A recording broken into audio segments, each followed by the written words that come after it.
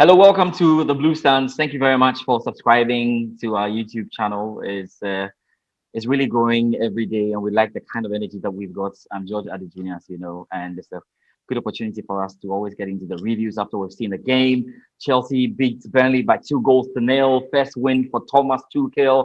Alonso. Those of you who didn't like Alonso, Alonso scored a proper golazo, and yes, we saw great goals coming through as well. Not bad. We didn't expect to see Cesar Luqueta score the first goal, but he did score the goal. The captain is showing why he must be the captain. So 2 goals to nil, a very, very good performance. Now, let me be careful about saying very, very good performance because I don't know what you guys make of it. We'll get into it. Remember that you can send us your messages, giving us your watching us in the comments column. We'll be looking out for that and see how we can pick that up. But this is the Blue Lion review. And so typically we have our guys joining us, one of our select guys joining us to do the analysis. And today I've got a very, very good friend of mine, Fentuo, Tahiru Fentuo. I've just been battling with him why he's got two names in there. How can I call myself George Adu, or George Adu, George? Oh, hey, Fent, how you doing? Fent, how you doing? How you doing? Are you I'm good? doing well, man. How are you? Yeah. I'm good. I'm good. The smiles are in there clearly because we got the results. But you have to explain. Fentuo, Tahiru, Fentuo, what's up? Oh, the name there, it be simple. It cost me too many problems. Nobody the man with the two names. I don't understand. It's C. So for the first time, I'm going to explain, right? Yes. So my first name is Fentuo, and my Mhm, last name is Fentuo, and my mhm. middle name is Tahiru. So there you have it. So I just happen to have a first name that was given to me that is also my family name. So then if I didn't have a middle name, typically my name would have been Fentuo, and that would be end of that. But I do have a middle name, Uh, so the middle name separates the two names, my first name and then my last name.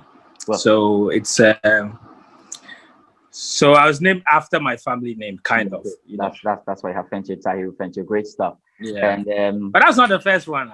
oh, Brutus Gali Day, Anas Remy Anas Day. You know, yes, quite yes, a lot yes. of people have double names. But it's good. It's good. We have to thank you again for joining us and on such a great day. Let's see where we start with everything. How did you react to the starting lineup when you saw it? I know a few eyebrows raised out there when they saw Alonso in the starting lineup. What did you make of the starting lineup? Though?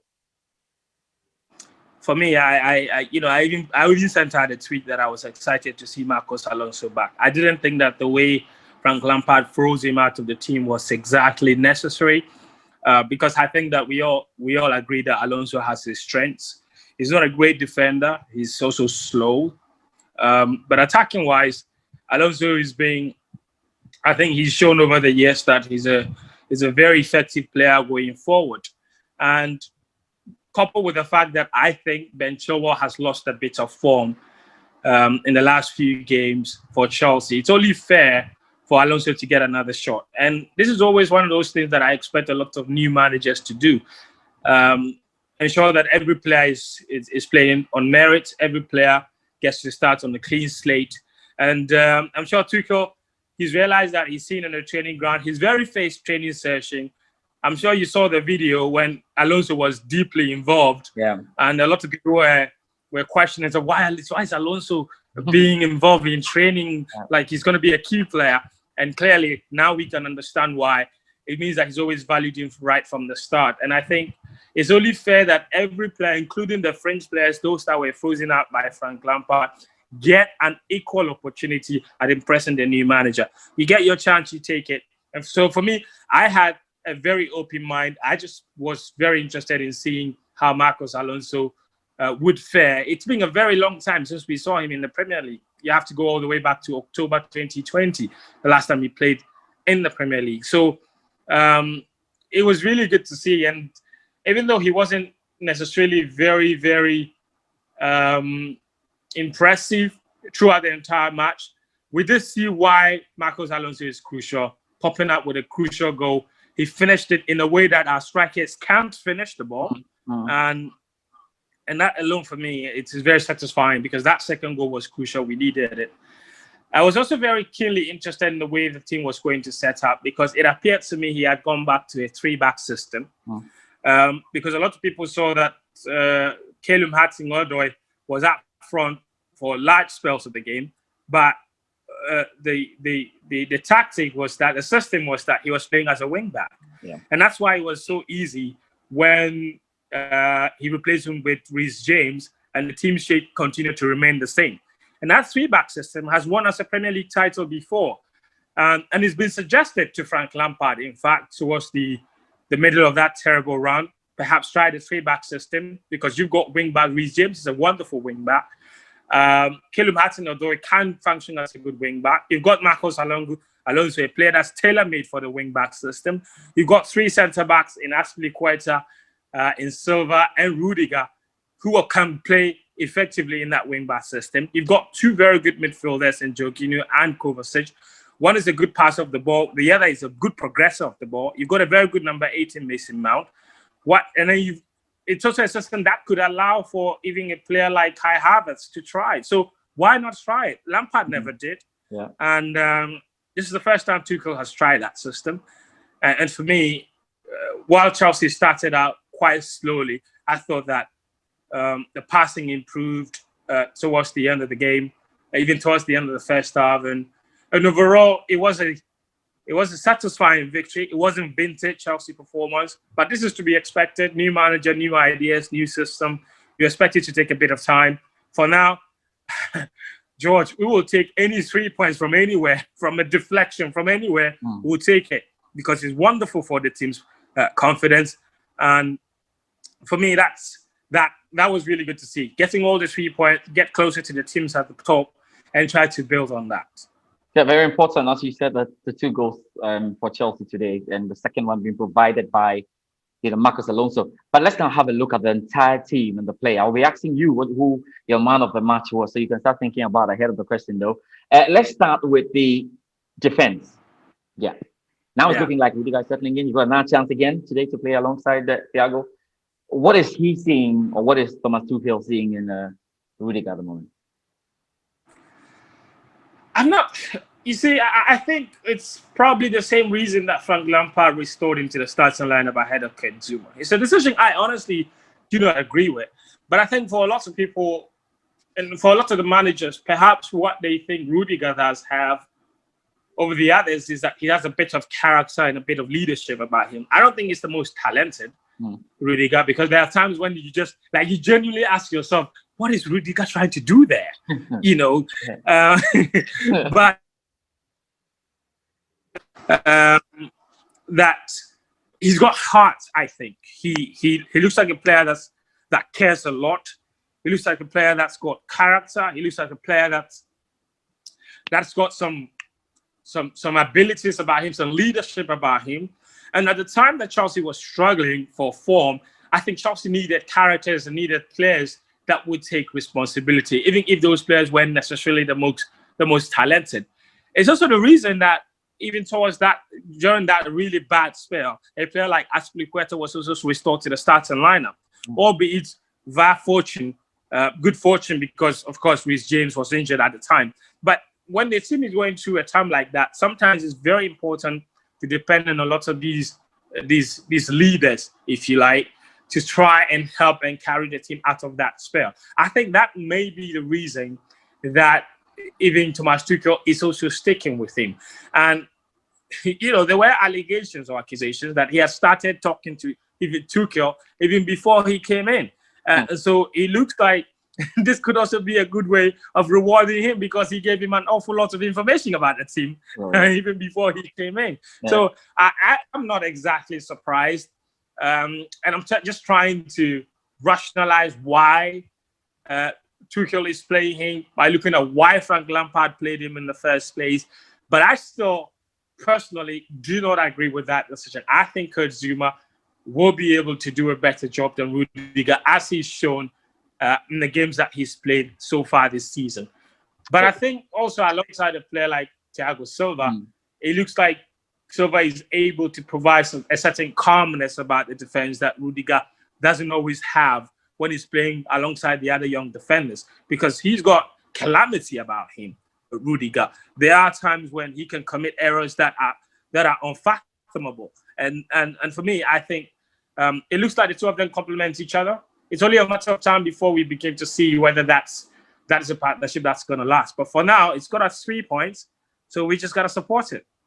Well, yeah, for now, I think we agree. 3 points, yes, you want to support it. That's the lead for the back. Because I think for most guys, we're talking about, okay, yes, why don't you get in Zuma? That's one of the calls that has been made. Now, the next call that's been made, any reason why Reece James has been frozen out a bit? Yeah, I mean, Reece James is it's a very tricky situation with Reece James. And this is, I'm being very fair to him. He was one of our best players under Frank Lampard at the start of this season. But there were times, and quite a few times, that Reece James was always caught ball watching when Chelsea is being under attack. I can count about 2 or 3 instances where Reece James was largely at fault for a goal Chelsea conceded because he went forward and failed to track his runner. And when you look at a player like Callum Hudson-Odoi, who is naturally an attacker, being deployed in that wing back position, goodness me, George, you agree with me. He tracks back like his life depends on it. Yeah. In the last game, he was phenomenal. In today's game, he was tracking back at every opportunity to help out in defense. Reece James needs to learn that. He needs to get back quicker. He is a natural defender. He's definitely better at defending. But I think the will to get back at every opportunity isn't there. And that's what the managers have seen. And that's why I think Tuchel has noticed. And that's why he's playing Hudson-Odoi ahead of Reece James.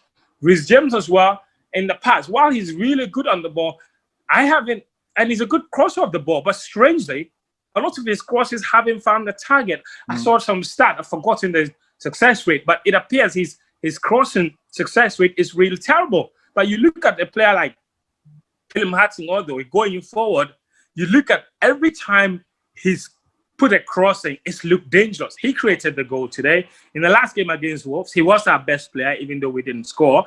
And he should have had at least 3 assists. He got in another really good one. I think it was for Pulisic, and he just sliced it just off target, and he had a really good game. So his crossing is definitely finding the target. I'm not going to say his crossing is better, but his crossing is finding the Chelsea players at a higher success rate than those of Reece James. But I do think that this is only a system that favors Callum Hudson-Odoi and I think Reece James will find his way back into the starting lineup at some point, because I feel that a player like Hudson-Odoi has the ability to also thrive on the left wing. And if he's deployed there and the Chelsea is deploying a 3-back system, I can see Reece James doing really well as a wing back. Because remember, he's also a player he's a very natural midfielder as well. When he went to Wigan and won Player of the Season, he played a lot of that season in central midfield. So his shooting is great, his passing is great, and he's a really good footballer. So I think this may be a temporary measure, but I really can't see Reece James getting back into the starting line, largely because I really don't think that a player like Hudson-Odoi is a long-term solution to a wing back. I think he's definitely a better player going forward. If we're going to play a 4-back at any point in time, Reece James makes more sense than Azpilicueta. In a 3-back, however, I think Azpi will continue to play. But if Chelsea would ever switch up the system, which I think Tuchel would do, because his preferred system is 4-3-3, I can see Reece James playing a lot more. And it's good to note as well, I mean, for those of you watching us, that Thomas Tuchel as well is spending a lot of time with the boys in training, and so he's seeing a lot of things. He's pretty smart to be able to judge what he's got. But I know some don't even believe him when he says that. Oh yeah, I just came in. I've had this one training. It's just like it feels like Thomas Tuchel has been watching this team for more months, and he knows what he's definitely about with some of the calls that he has made in various places. Let's talk about space in front of the defense. I mean, we've talked about the double six.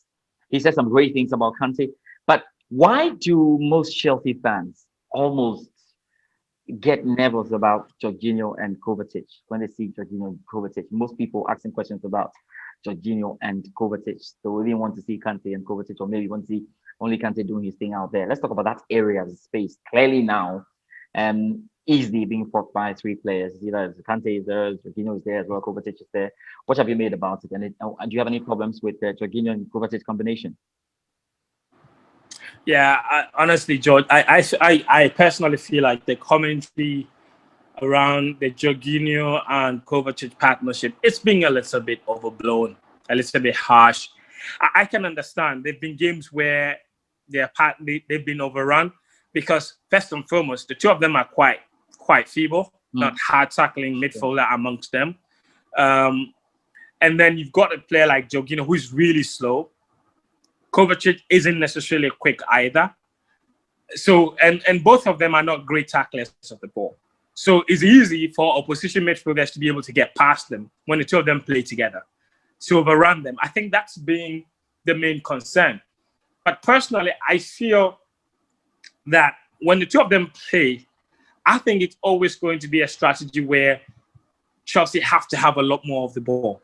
Because if Chelsea has a lot more of the ball, like they did today, like they did in the game against Wolves, that midfield partnership would not necessarily be under threat. I think Kante is always a lot more useful partnership or partner to either of those midfielders. When Chelsea go into games where they expect the opposition to have a lot more of the ball and they need a player to be able to do a lot of running and do a lot of tackling, that's where Kante comes in. But when you play Kovacic and Jorginho, and Chelsea has a lot of the ball, which always seems to be the case when the two of them play together, you don't necessarily need a very hard, tough tackling midfielder because the opposition isn't going to have the ball for much too long anyway to require the Chelsea players sliding in with a lot of tackles and interceptions. But and the other thing, I also do think Jorginho's interceptions are actually quite underrated. He may not be the quickest player, but he is the most intelligent player in that Chelsea midfield, Jorginho. His passing is better than the others. And also, I feel like Jorginho can read the game a lot better than those other players. And that's why he's able to make a lot of interceptions, even when he's not the quickest player. Then when he partners Kovacic, obviously, we know that Kovacic is the only proper natural ball progressor in that Chelsea midfield, the proper link between defense and attack. He's the one player that can take the ball from the defenders and be able to beat his marker, beat that high press, and then draw in Mason Mount or whoever is playing in front of him, and try to get Chelsea in attack, to switch from defense to attack in a matter of seconds. So I honestly think that the two of them can thrive together. I can see Kante in that midfield as well, partnering either of them. But to be honest, like I said before, I feel the two of them can thrive in games where Chelsea have a lot of the ball. And Chelsea are going to have a lot of the ball when they come up against, I don't know, maybe 80% or 85% of the opposition teams in the Premier League. So it's not exactly as feeble and as weak and as poor as a lot of people try to put it. I can understand the concerns, George, but I also think that it's a little overblown. And the two of them can thrive when they play together, like we saw in today's match. Yeah. And you made that point there. And it's also important that most of us Chelsea fans understand that it's more of a clean slate for everyone. So you come in and show the coach what you've got. I think over 3 matches, he gets to make his decisions based on what he has seen and all. But let's go into attack. I don't want to spend time on number 8 position and everything. Yeah, we always knew that Mason Mount was going to get into it. I'm not part of those who said Mason Mount. Okay, yeah, Mason Mount has been used. Let him rest. Mason Mount is every coach's choice because of the ingredients that he's got there. Playing with his heart, ready to run, ready to put in the work, and it's always showing very, very good attitude on the pitch. Everybody's going to take Mason Mount. So Mason Mount, even though he was on the bench in that game, some of you celebrated, he was definitely going to get back into the squad, and it looked like he's getting there. Let's talk about the attack right now because that's what we have to do. And Tammy Abraham came in, and you could see that Thomas Tuchel at the point was frustrated with Tammy Abraham and Timo Werner. So let me start with Tammy Abraham. I mean, what more do you want to see from him, Tammy Abraham? I mean, at the moment, Thomas Tuchel is not exactly excited about that. Yeah, George. Every Chelsea fan is frustrated with our strikers at the moment. Just maybe I'm going. Well, I listen. I like Tammy Abraham because I feel he tries. He works hard. he cares. The problem is, I don't think he's that talented. Yeah, just to be fair. He's not skillful. Mm. When strikers aren't skillful, make up with it with their strength. He's not strong. His hold-up play is not good. His finishing isn't the greatest, but he's a good finisher when he has to be. Like when he finds himself in the right positions, he can finish up quite nicely. Yeah. But there are so many other things lacking in Tammy Abraham's game that he needs to work on. I don't think he's good enough to be Chelsea's #1 striker.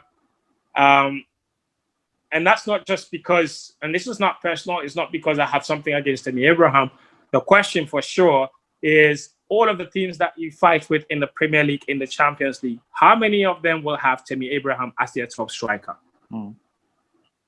Would Tammy Abraham be starting at Man City? No. Would he be starting at Liverpool? Would he be starting at Man United? Maybe. Would he be starting at Arsenal with Lacazette and Aubameyang? No. Would he be starting at Spurs with Son and Harry Kane? No. So that's where Chelsea needs to ask themselves. If Chelsea's #1 striker can't break into any of the opposition teams, then you have a problem. He's not good enough. That's the point. And I'm mentioning all of the things he can improve on. I've been very disappointed in his hold-up play because there are times when Chelsea desperately need a striker to hold the ball, to draw the midfielders into the match. But Tammy's hold-up, and Tammy Abraham, the other problem is, as tall as he is, George, he's not a very good header of the ball. Yeah, so poor. and so all of these things are things he can improve on. Should Chelsea move him on? No, I think that he can improve. I think Tammy is a very good backup striker as well, but I really don't think that he should be Chelsea's #1 striker. Certainly should not be starting matches for Chelsea. He can be a good backup striker, but he shouldn't be starting. However, the biggest problem is that the striker that was bought for a lot of money, that should have been starting while, Abraham is the backup striker, isn't necessarily pulling his weight either. And the way his confidence has dipped, I find it hard to believe. The last time I saw his Chelsea striker with confidence so low has to be Morata in his second season for Chelsea. Because for Timo Werner, everybody was excited for Timo Werner because his movement was great when Chelsea signed him. He's always been known to miss a lot of clear-cut chances. But now we are witnessing a whole lot more in his baggage than just missing clear-cut chances. Apart from the fact that Timo Werner misses clear-cut chances, have you also noticed that Timo Werner's passing is horrible? Yeah. His ball control is horrible. And now his timing is also getting affected. You look at that header, was it a header across from the left-hand side?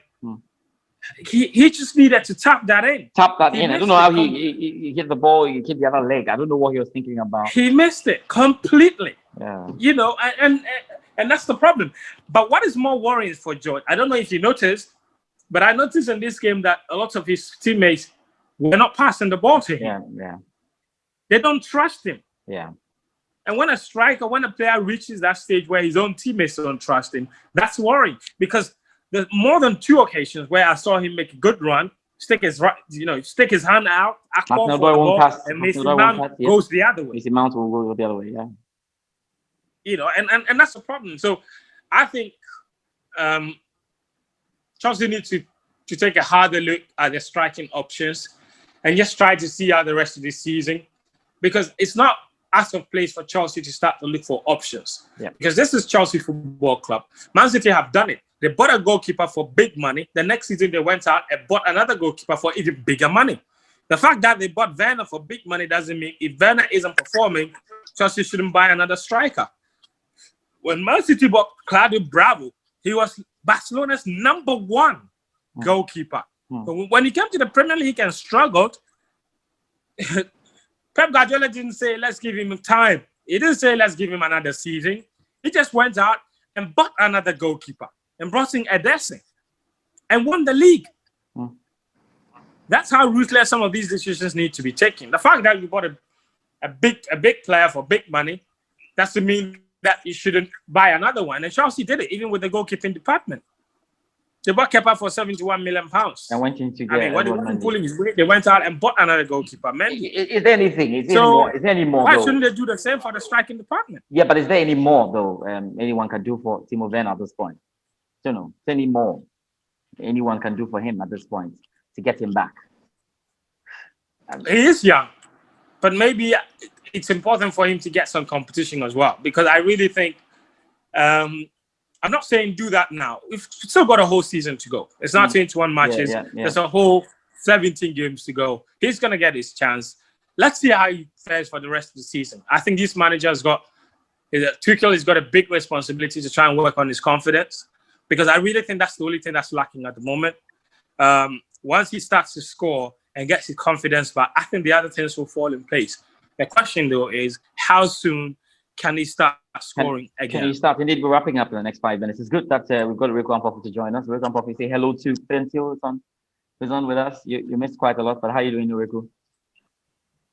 I'm doing well. Happy after a good performance. Okay, so we've actually gone through the issues. I just want to take your thoughts on Timo Werner, and what you've made of him and what you think Chelsea can do at this point. What do you think?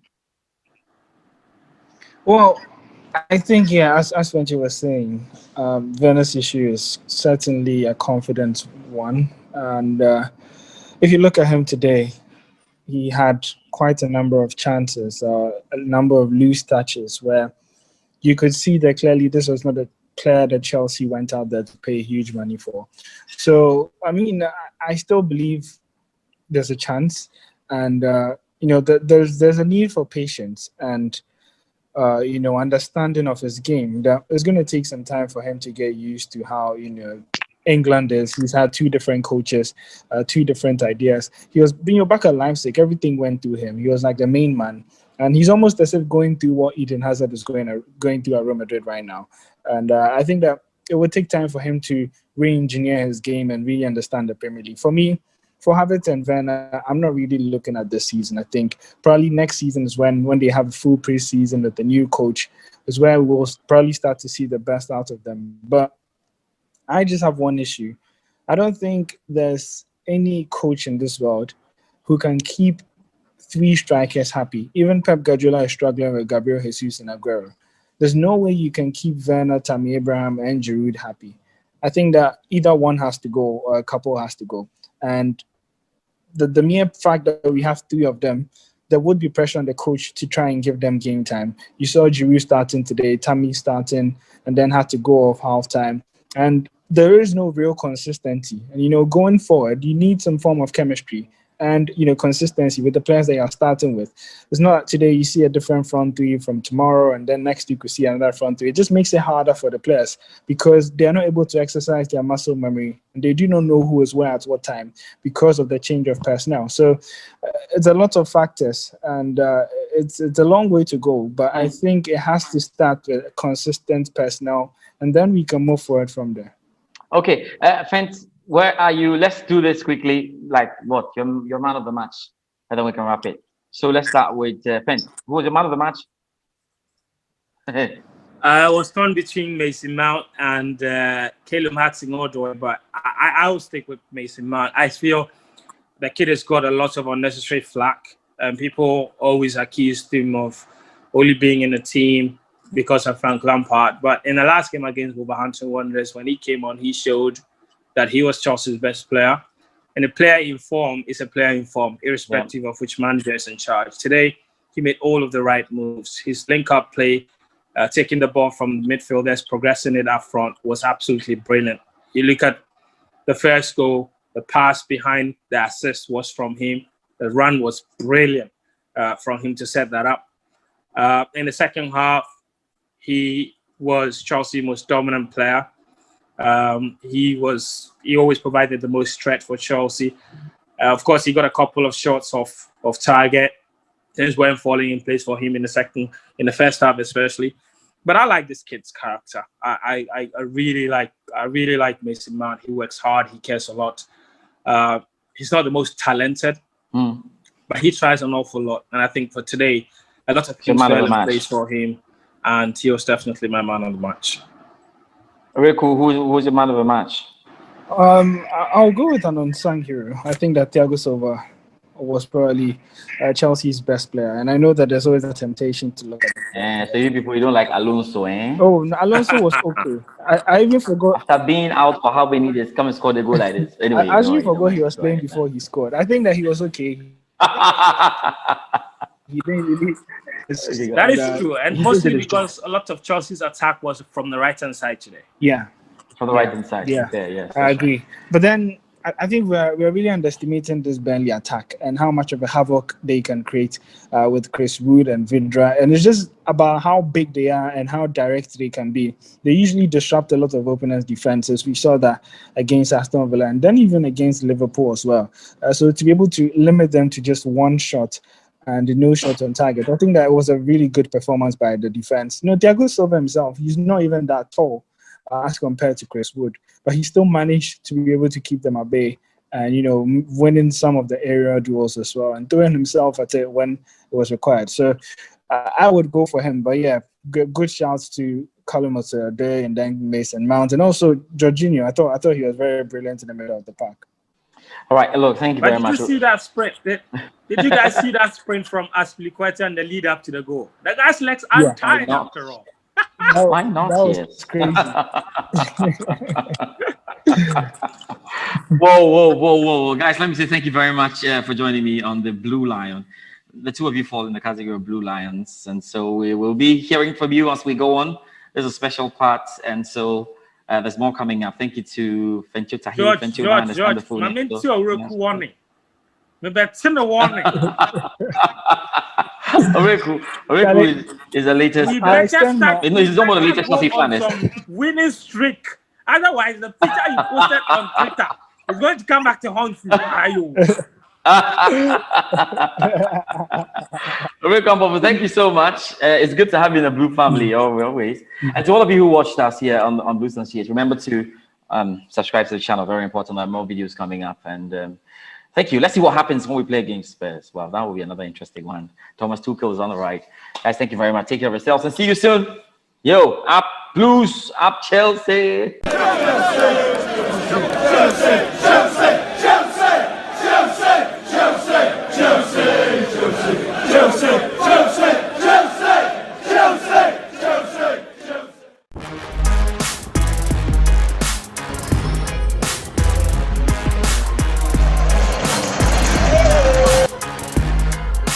Champions of Europe, you'll never say that.